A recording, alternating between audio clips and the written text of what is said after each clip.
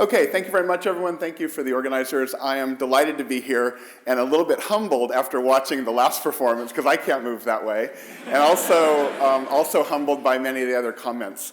I think the day so far has been very rich. It's been full of incredible insights and incredible energy and incredible kind of wisdom. And I'd like to, in a sense, bring this back to something, as many of you know, I teach here at Oxford and I work with many of you in classes and projects. I'd like to bring our discussion back to something kind of about impact and action.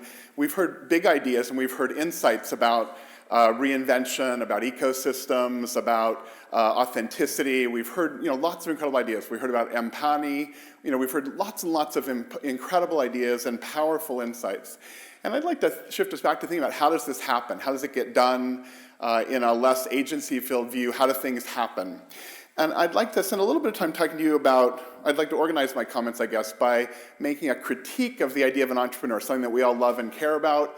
I'd like to ask you to reflect a bit critically on that word and to instead think about the idea of system builders. I'm going to illustrate that with a couple of examples.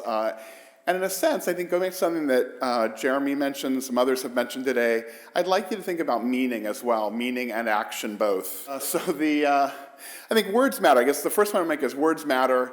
The word entrepreneur is powerful, it's pervasive. We live in a time, even though we're at Oxford, we live in a time that values innovation and that celebrates entrepreneurship. And so the irony of a very old institution built on not changing and the efforts of the Side Business School to valorize innovation and entrepreneurship is important, and I don't want to lose that in my comments. I want to hold on to that idea. But I do want to be skeptical about the word entrepreneur. I'm going to ask you to reflect on it and think about it as I say here. Wrong imagery, wrong idea, wrong kind of guidance, wrong skills, and in a sense, the wrong lessons. And I'm going to illustrate that with a couple of examples, some from my own research, some from other people's work.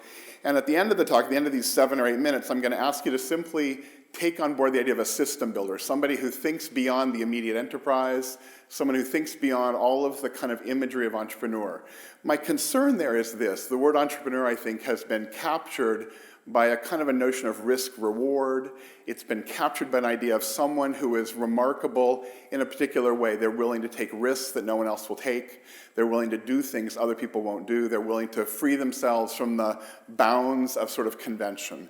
And some of that may be true, but I think that the overall view of that word entrepreneur, we lose a lot of what actually happens. When you talk to people who make things happen in the world, and many of you are those people, and we've heard them on the stage today as well, they may not be interested in risks and some rewards. They're often passionate, and we've heard that today. They're often persistent, and most importantly, and this comes from the work of a colleague at Darden, Saras Sarvathi, they're often people who actually start with whatever they have at hand, and they turn what they have at hand into something more. So they start with nothing, they leverage, they bootstrap. In some of the jargon, they are bricoleurs or they are recombiners, and they start from somewhere and they get somewhere else based on what's at hand. I think that's some of the insight that we saw in the presentation today about empathy. It's some of the insight that we heard where we're not talking in kind of an abstract notion of risk and risk-taking. We're instead thinking about people actually do things in very concrete material ways in the worlds that they're in. So my concern with the word entrepreneur is that it may blind us or cause us to neglect what actually people do when they change the world and when they have impact in the world. I want to illustrate that with a couple of examples, and then, as I said, end by asking you to reflect on this for yourself. So this is a picture. Everyone knows what this is. It's an iPod. Everyone who's an MBA has heard this in some class in the last couple of years. The story here is the iPod is not an invention. It's a beautiful version of a Sony Walkman, right? We know that. And the value creation in the iPod comes not from the beauty of the package or even what's in the box.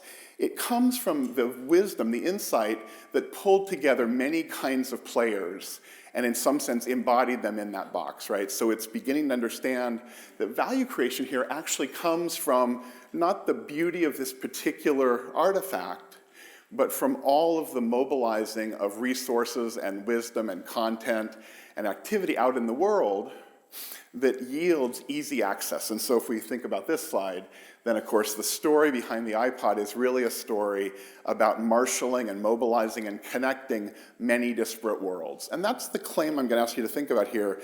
The value creation really comes from the assembly of heterogeneous elements. In this case, that happens to be content providers, new kinds of financing, and struggles over the sort of payment models. But the insight here is really that value creation in this sense comes from the assembly of heterogeneous elements. And that's, I think, a powerful idea that when you think of system building, not entrepreneurship, you begin to think that way.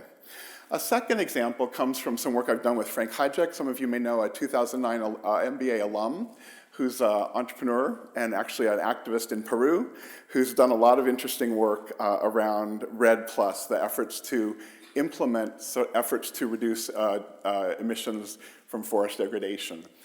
This is a map of 12 projects that we're studying in the Amazon, Peru, that are really efforts to take the idea of REDD+, the idea of this broad, emerging international protocol around reducing the damage from emissions that come from destroying forests, and instead find local projects, in this case 12 local projects, that are working with various kinds of indigenous peoples who are the asset holders and understanding how they make connections with other kinds of actors, civil society agencies, some firms, development agencies, partners in the international sphere. So this project that we're doing is really trying to understand what happens when these local project actors begin to combine in new ways with other folks, other actors out in the value system. This is a picture of one of our initial findings, a guy named Robert Percivale. You see him in the middle there, outlined in red.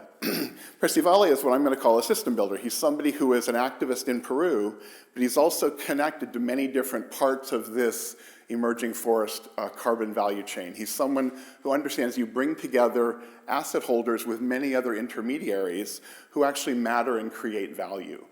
And what we're documenting in this study is we're really trying to understand the differences among these projects, how they're building these networks, how they're bringing people together, and what kinds of actors are getting combined to add up to this new forest carbon value chain.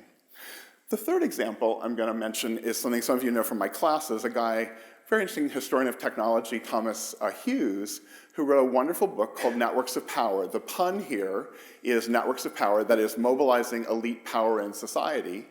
But also, literally, this is the story of how electricity grid systems were built in the late 19th and early 20th century. That is, comparative study of Britain, Russia, France, the US, literally understanding what did it take to go from the idea of electricity, a new invention, if you will, a new insight.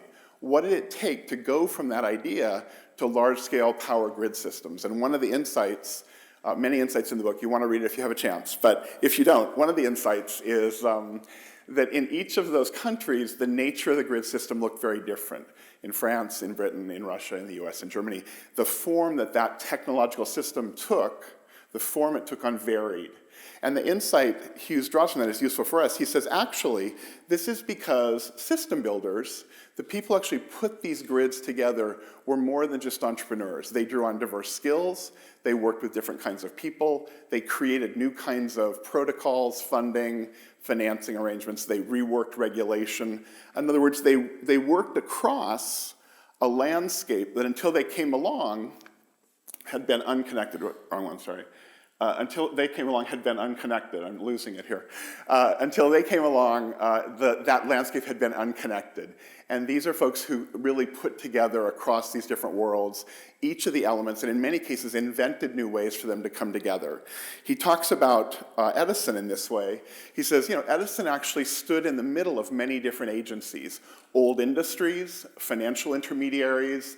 He built on the wisdom and the knowledge from the gaslight industry, the immediate predecessor to electricity. He also reached out to the railroad industry. In other words, Edison and the people like him were entrepreneurs in all of the conventional ways, but they were more than entrepreneurs. They really understood that the ability to have large-scale impact on pieces of the economy involved going beyond simply changing or entrepreneuring or being an intermediary. It involved really opening up new kinds of connections among parts of the world that were disparate.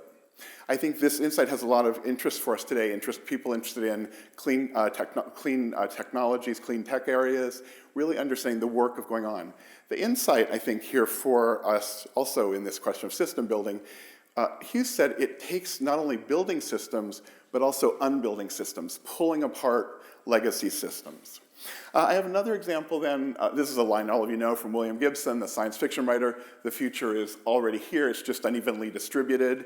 You know, the insight here, again, is powerful. It says the elements of new opportunities, the elements of new combinations are around, they're available to us. It just takes pulling them together in new and different kinds of ways. And that skill, I think, is a system building skill. I'm going to skip a couple of the slides here just in the interest of time. This is a comment, some of you were here when Reid Hoffman spoke last year, the founder of LinkedIn, and said, really, understanding networks are about how do I bring resources to bear from my network to my problem. So that's the logic, but I want to suggest to you it's not only about networks, it is about meaning, and it's about the ability to mobilize that meaning in fresh and novel ways. I think I'm going to just end with another quick example. This is a guy named Peter Rice. Some of you will know him, he's a structural engineer. He's a very interesting guy, and he became well known for working across the conventional boundaries between structural engineers and architects. In fact, he changed the way we build buildings, he changed the way that architects and structural engineers work together by being someone who understood his own expertise but could go beyond it, by being someone who understood networks and used those collaborations to create new kinds of combinations of value, and finally learned across many projects. So he's someone that I think is interesting for us in the same way. And I'll just wrap up. There we go. With a comment from one of my colleagues at Stanford, a guy who sort of puts all this in perspective. Jim March says, the formulation and dissemination of interesting interpretations of reality form the basis for constructive collective action.